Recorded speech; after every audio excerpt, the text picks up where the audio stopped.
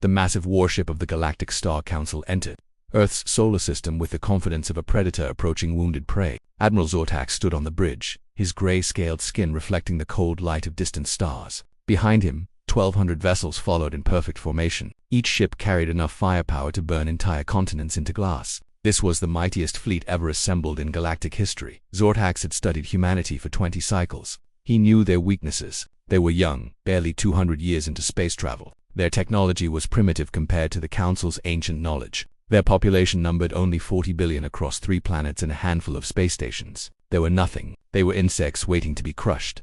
The Council had given humanity one simple choice: surrender unconditionally or face complete destruction. No negotiation, no discussion, just obedience or death. The Admiral's second officer, a tall insect-like being named Creel, approached with a data tablet. His multiple eyes blinked rapidly with confusion.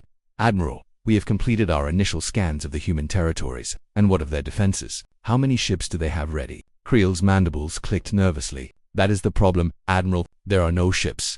Zortax turned slowly, his vertical pupils narrowing. "Explain yourself clearly." "The human fleet is gone. All of it. Every military vessel, every armed transport, every weapon platform. They have all disappeared." The Admiral hissed with anger. "Impossible. They had over 8,000 combat vessels. Where could they possibly hide such a force?" "We do not know, Admiral, but there is something more troubling." Creel's voice dropped to a whisper. "The humans themselves are gone." Zortax felt something he had not experienced in centuries of warfare uncertainty. He walked to the main viewing, while Screenin looked at the blue planet, below Earth, the birthplace of humanity. It should have been teeming with billions of life forms. "Show me the surface scans." The screen flickered to life with detailed images of human cities. New York, Tokyo, London, Mumbai. All of them stood silent and empty. Vehicles sat abandoned in streets. Doors hung open on houses. Food rotted on tables. But there were no people, not a single human being anywhere. "This makes no sense," Zortax growled. 40 billion creatures do not simply vanish. Search every corner of their territory. For 3 days, the Council fleet searched. They scanned Mars and its underground colonies empty. They checked the mining stations in the asteroid belt. Abandoned. They investigated the research facilities on the moons of Jupiter silent. Everywhere they looked, they found the same thing. Signs of sudden departure, but no bodies, no struggle, and no explanation. The other Council admirals grew restless. They demanded answers through subspace communication. How could the mighty fleet be delayed by creatures who were not even present to fight? High Counselor Marek, the supreme leader of the galactic government, sent a personal message to Zor. Her ancient face filled the screen, wrinkled and gray with age but still holding sharp intelligence in her eyes. "Admiral, explain this failure. You were sent to crush humanity, not to search empty buildings."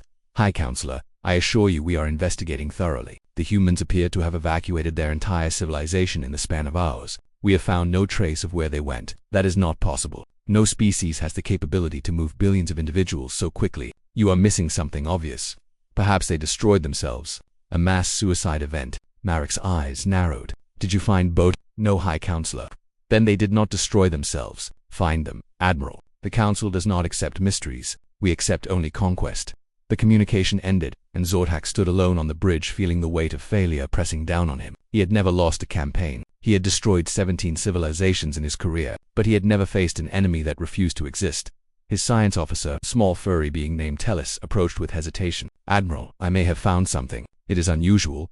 "Show me." Tellis brought up readings on a secondary screen. "We detected faint energy signatures departing from human space approximately 6 hours before our arrival. The signatures were heading toward the outer rim of the galaxy, toward unexplored space. They ran away. The humans fled from us." "It would appear so, Admiral, though the energy signatures suggest a propulsion system we have never encountered before. It is far more advanced than anything in our records." Zortax felt his confidence returning. "Cowards. They knew they could not fight us, so they ran like frightened animals. We will pursue and finish them." "Admiral, there is a complication. The unexplored regions they entered are vast. It would take us centuries to search properly, and our ships would be operating far from supply lines. Then we establish a blockade. They cannot hide forever. Eventually, they will need resources. When they emerge from their hiding hole, we will be waiting." The Council fleet spread out across 1,000 light-years of space, forming a net of surveillance satellites and patrol ships. Every possible route back to civilized space was watched and monitored. Zortax was certain that humanity's desperate gamble would fail. They could run, but they could not run forever. Months passed with no sign of the missing humans. The Council grew impatient. Resources were being wasted on an enemy that seemed to have ceased to exist. Other species in the galaxy watched with interest. Some began to whisper that perhaps humanity had found something the Council did not understand. Perhaps the young species was not as weak as everyone believed. Zortax refused to accept such thinking. Humanity was primitive. Humanity was afraid. Humanity had run away. There was no other explanation that made sense to his warrior mind. But deep in the unexplored darkness of space, something was happening that the Admiral could not imagine. Humanity had not fled in fear. They had left with purpose, and they were preparing. On a world that had no name on any galactic map, billions of humans looked up at unfamiliar stars and waited for the signal that would change everything. They had been planning for this moment for longer than the Council knew, much longer. The greatest trick humanity had ever performed was not their disappearance. It was making the entire galaxy believe that running away was the same as giving up. Admiral Zortax would eventually learn the difference, but by then it would be far too late for the mighty Star Council and their ancient empire. The hunters had become the hunted, and they did not even realize that the game had already begun. 2 years had passed since the disappearance, and the galaxy was changing in ways no one could explain. Strange things were happening in the darkness between stars. Ships vanished without sending distress signals. Communication satellites stopped working for no reason. Mining operations on distant asteroids reported equipment failures that seemed almost deliberate.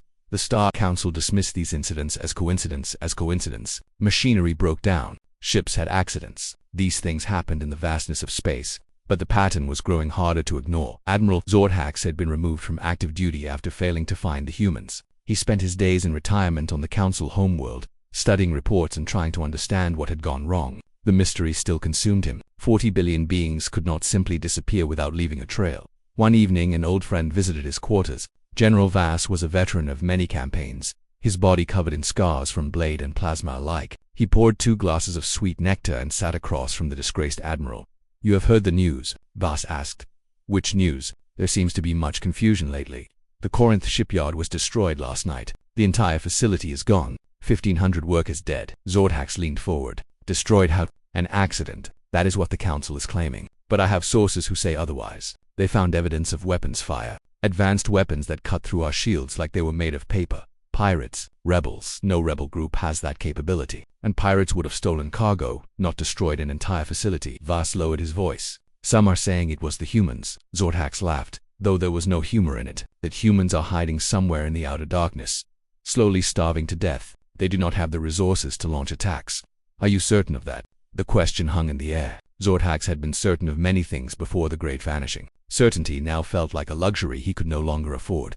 Over the following months, the incidents became impossible to deny. A military outpost on the edge of Council space was found empty. Every soldier was gone, but their weapons remained untouched. A political leader known for his hatred of humans died in his sleep from causes his doctors could not identify. An entire convoy of supply ships exploded simultaneously in 3 different sectors. Fear began to spread through the Empire. Council citizens started whispering about ghosts in the stars. Some believed the humans had achieved some form of invisibility. Others thought they had made contact with entities beyond known space. The most superstitious claimed humanity had transcended physical form entirely. High Counselor Marak called an emergency meeting of all sector commanders. Her ancient face was drawn with worry as she addressed the assembly.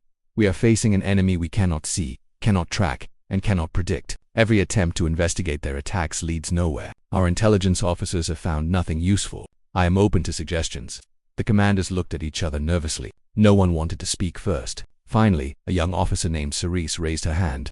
"High Counselor, perhaps we should consider the possibility that we are approaching this problem incorrectly." "Explain." "We have been treating humanity as a military threat. But what if they are not fighting a war in any traditional sense? What if this is something else entirely? What else could it be?" Cerise hesitated. "Terra, they are creating fear. They are making us doubt ourselves. Every unexplained incident makes our population more anxious. Every whisper about ghost ships weakens trust in the Council. They may not be trying to destroy us with weapons. They may be trying to destroy us with uncertainty." The chamber fell silent. It was a clever theory, and it fit the available evidence perfectly, but it also suggested something deeply troubling. It meant humanity had been playing a much longer game than anyone realized. Marak dismissed the assembly and called Cerise to a private chamber. "Tell me more about your theory. Leave nothing out." "High Counselor, I believe the humans began planning their disappearance many years before we issued our ultimatum. The speed and completeness of their evacuation suggests extensive preparation. They knew we were coming. They may have known for decades. How could they possibly know? Our decision to conquer them was made in secret. Was it truly secret? We have thousands of species under our control. Any one of them might have warned the humans, or the humans may have spies we never discovered. They are remarkably skilled at adapting to different environments. A human with the right modifications could pass as several other species. Marek felt a chill run through her body. She had never considered the possibility of human infiltration. They were supposed to be a young, naive species, simple, predictable. Everything she thought she knew about them was crumbling. "Find me proof," she commanded. "Find me anything concrete about what humanity is doing and where they are hiding." Ceres bowed and departed, but she already knew the task was nearly impossible. Humanity had become shadows, and shadows left no traces for enemies to follow. Far away, in a place the Council could not imagine, a human woman named Commander Sarah Chen stood before a massive holographic display. The display showed the entire galactic map, with thousands of small lights marking various locations. Some lights were red, indicating completed operations. Others were green, awaiting activation. Around her, officers from every branch of the human military worked at their stations. The command center hummed with quiet efficiency. No shouting, no panic. Just calm, focused determination. "Status report on Operation Whisper," Chen said. A young officer responded. "All Phase 2 objectives achieved. Council military strength reduced by 12% through targeted disruptions. Civilian fear index has increased by 43% based on intercepted communications. Casualties on our side, 0. Commander, as planned." Chen nodded with satisfaction. The plan was working exactly as designed. Humanity was not fighting a war. They were conducting surgery. Every action was calculated to maximize psychological impact while minimizing resource expenditure. Behind her, an elderly man entered the command center. His name was Marcus Webb, and he had been the architect of humanity's Great Disappearing Act. He had spent 30 years preparing for this moment, building secret colonies, developing hidden technologies, and waiting for the Council to make their inevitable move. "The Council is beginning to understand what we are doing," Webb said. "They have smart people working for them. Eventually they will adapt." "By then it will be too late," Chen replied. "The seeds of doubt have been planted. Now we let them grow." Webb smiled. It was not a kind smile. It was the smile of someone who had turned weakness into strength and fear into a weapon. "Humanity does not surrender," he said. "We simply retreat until the enemy defeats themselves. The Council thinks they are hunting us. They have no idea that they are already inside our trap."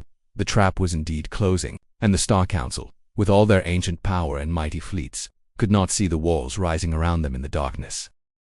5 years after the Great Vanishing, the Star Council Empire was bleeding from 1,000 invisible wounds. Trade routes that had operated safely for millennia were now considered dangerous. Merchant captains demanded triple pay for cargo runs through certain sectors. Insurance companies refused to cover vessels traveling near unexplored space. The economy of 10,000 worlds began to slow. Goods became scarce. Prices rose. Citizens who had never questioned the Council's authority started asking uncomfortable questions. How could the greatest power in the galaxy be terrorized by a species they had dismissed as primitives? High Counselor Merrick watched her empire crumble with growing desperation. Her advisors offered countless theories but no solutions. Her military commanders promised victory but delivered only excuses. The harder they searched for humanity, the more elusive their enemy became. Cerise had been promoted to the position of Chief Intelligence Officer. She was perhaps the only council member who truly understood the depth of humanity's strategy. Late one night, she requested a private audience with the High Counselor. "I have troubling news," Cerise began. "We have discovered evidence of human agents operating within Council territory, not attacking anything, simply watching, recording, learning. How many agents? Unknown. We captured one last week on the industrial world of Krath." Under interrogation, he revealed that human spies have been embedded in our civilization for over 40 years. Marek's face turned pale. 40 years. That predates our decision to conquer them by decades.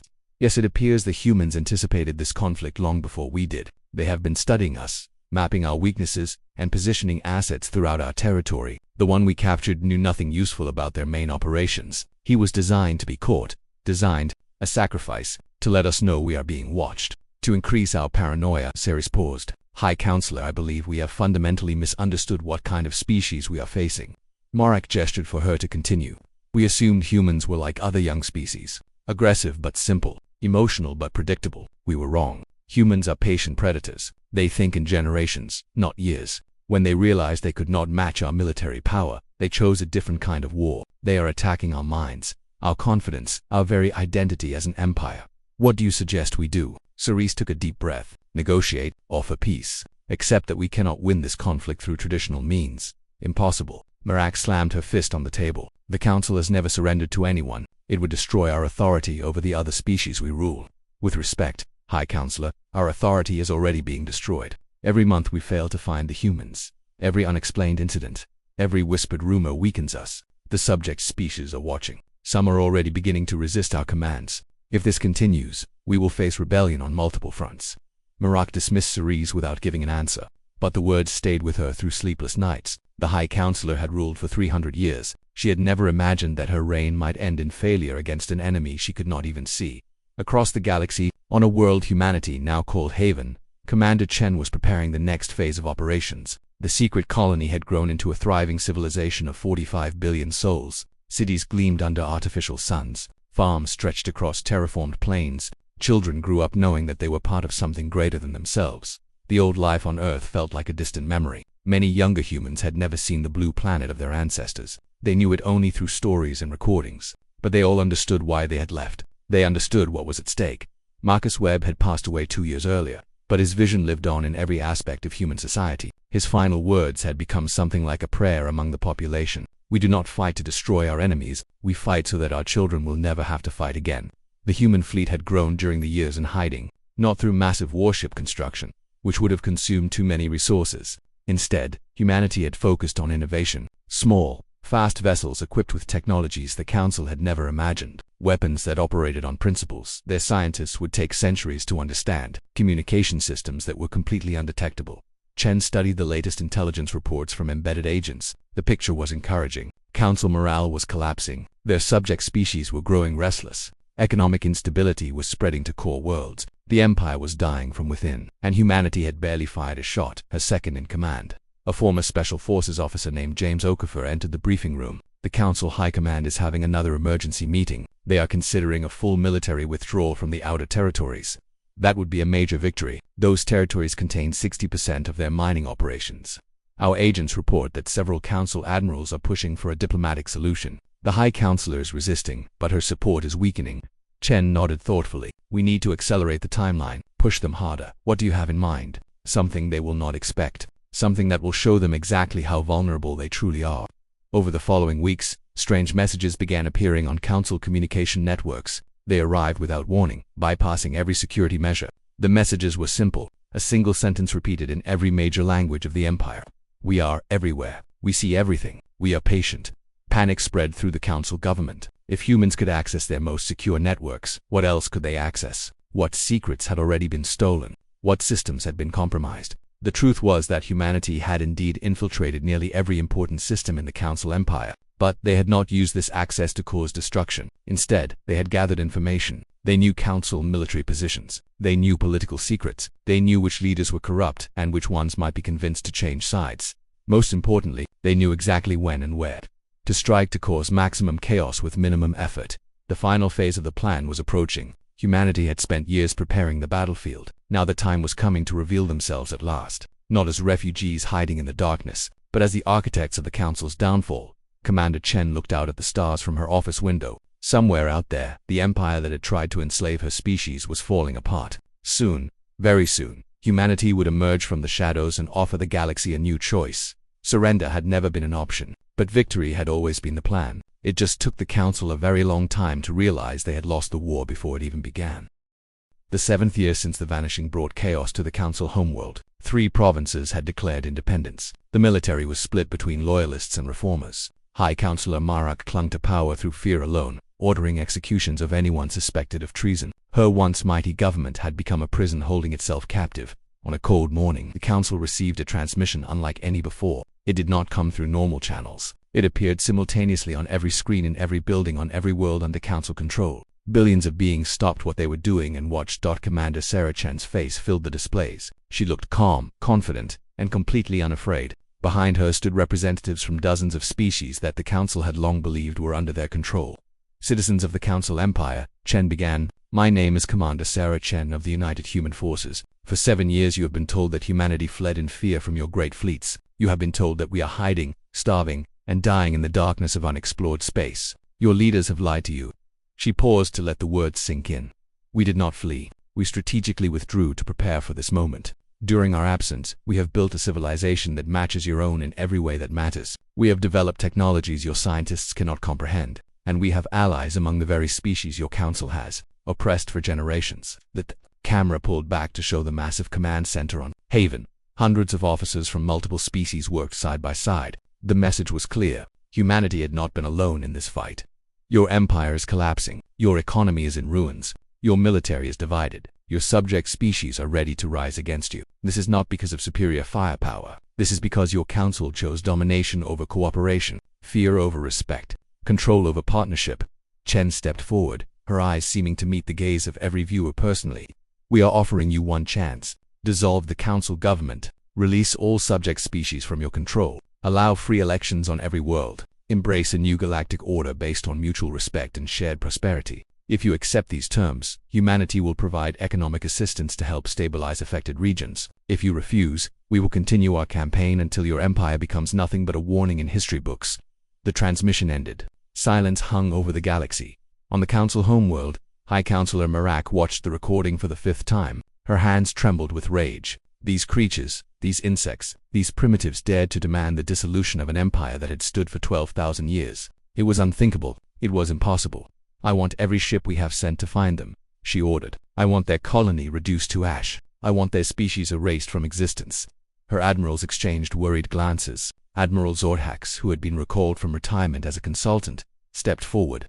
High Counselor, with respect, we do not know where their colony is located, and even if we did, our fleet is no longer capable of such an operation. 30% of our vessels have declared neutrality. Another 20% have defected to the independence movements. We cannot project power beyond our core systems. Then we defend our core systems. We hold what we have. For how long? Our food production has dropped by 40% due to trade disruptions. Our factories are operating at half capacity. Our people are going hungry while their leaders throw parties. Zorhax met her eyes directly. High Counselor, I failed to capture humanity 7 years ago. I have spent every day since trying to understand my failure. I finally understand.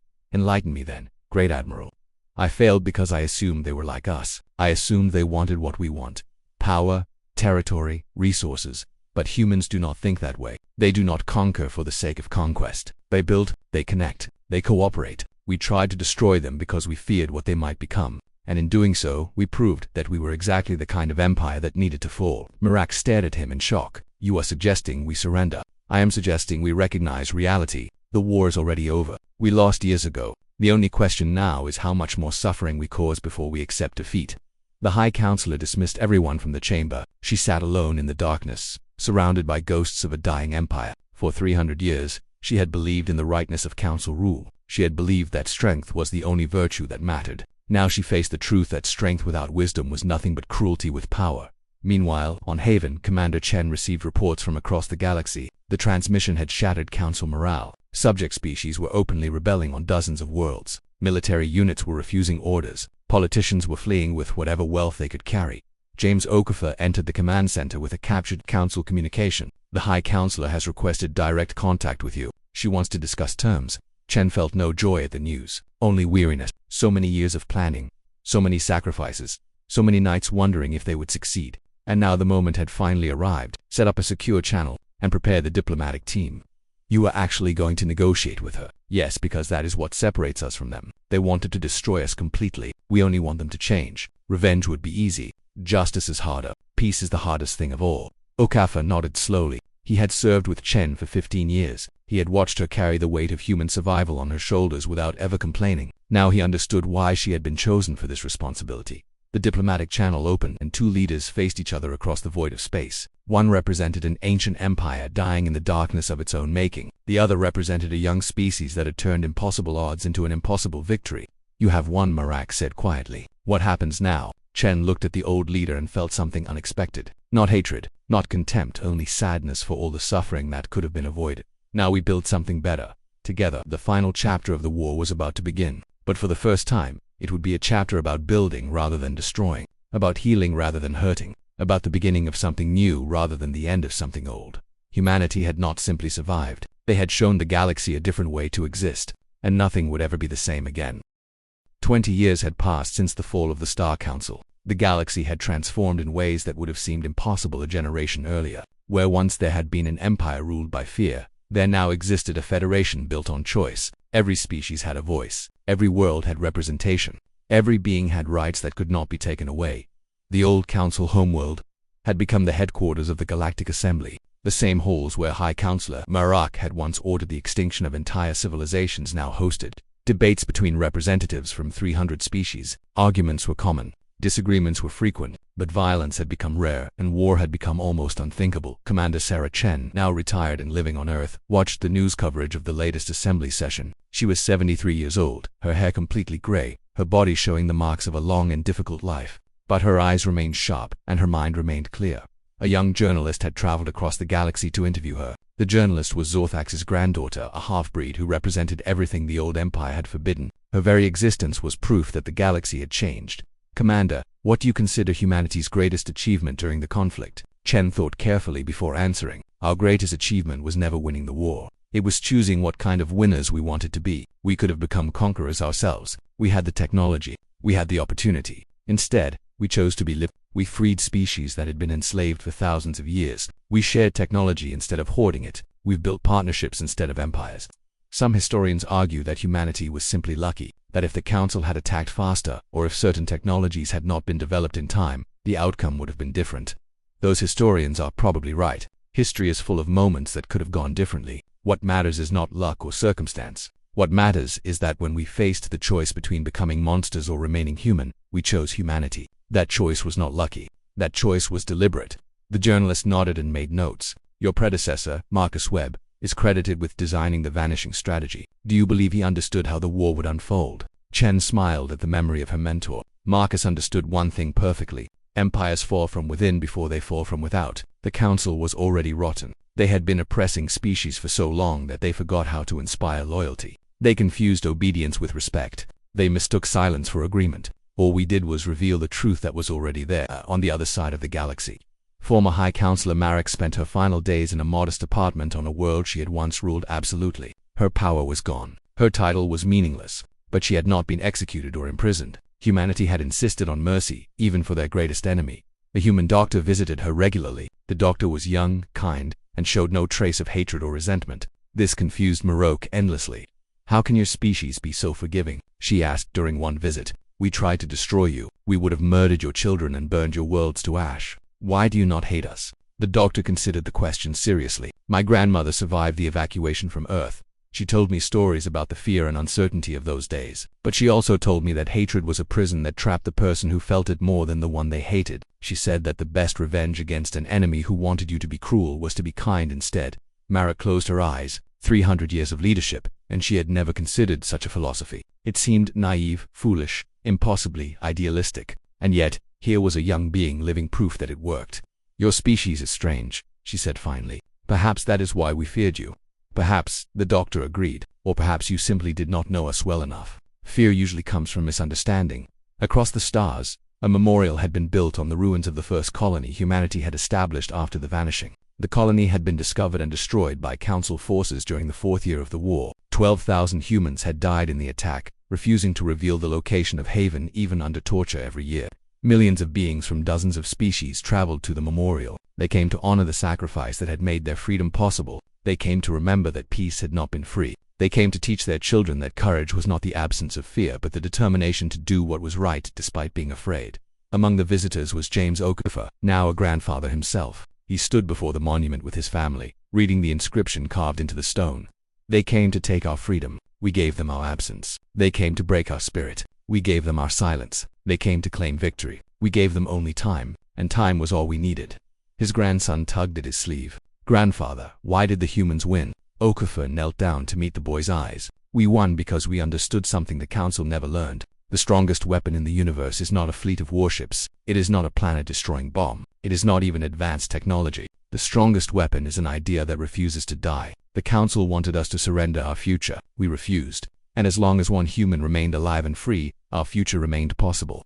The sun set over the memorial, painting the sky in shades of gold and purple. Families from 100 worlds gathered to share meals and stories. Former enemies sat together as friends. Children who had never known war played games that knew no species boundaries.